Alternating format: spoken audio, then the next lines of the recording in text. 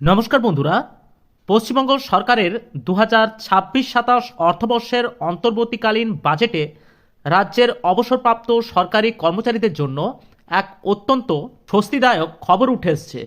স্বাস্থ্য পরিষেবা এবং মহার্ঘ ভাতা বা ডিএ উভয় ক্ষেত্রেই রাজ্য সরকার গুরুত্বপূর্ণ পদক্ষেপ গ্রহণ করেছে, যা সরাসরি প্রভাব ফেলবে লক্ষ লক্ষ প্রবীণ নাগরিকের জীবনে। বিশেষ করে যেসব পেনশনারদের নিয়মিত চিকিৎসার প্রয়োজন হয় তাদের জন্য অর্থমন্ত্রী চন্দ্রিমা ভট্টাচার্যের এই ঘোষণাটি অত্যন্ত তাৎপর্যপূর্ণ।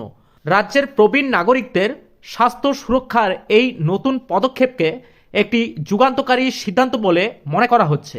রাজ্য সরকারের ওয়েস্ট বেঙ্গল হেলথ স্কিম অর্থাৎ WBHS এর অধীনে একাধিক পেনশনভোগীরা নির্দিষ্ট কিছু সুবিধা পেতেন, তবে ক্রমবর্ধমান চিকিৎসার কথা মাথায় রেখে সরকার নিয়মে বড় বদল আনার প্রস্তাব দিয়েছে।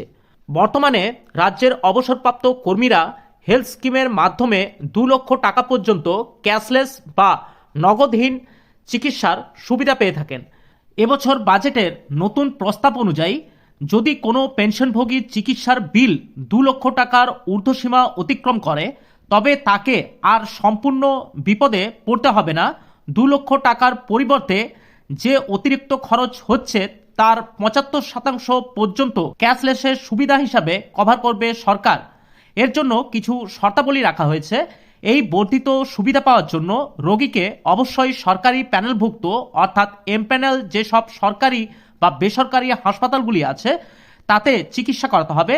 খুব শীঘ্রই এই বিষয়ে বিস্তারিত বিজ্ঞপ্তি প্রকাশ করে বাকি যেসব নিয়মাবলীগুলি আছে সেগুলি জানিয়ে দেওয়া হবে। আপনারা অবশ্যই আমাদের চ্যানেলটি সাবস্ক্রাইব করে রাখতে পারেন। পরবর্তীতে এই নিয়ে যেসব বিজ্ঞপ্তি আসতে চলেছে সেই খবরগুলি সবার প্রথম পাওয়ার জন্য। আজ এই পর্যন্তই, দেখা হচ্ছে পরের নতুন কোনো ভিডিওতে। নমস্কার, ভালো থাকবেন, ধন্যবাদ।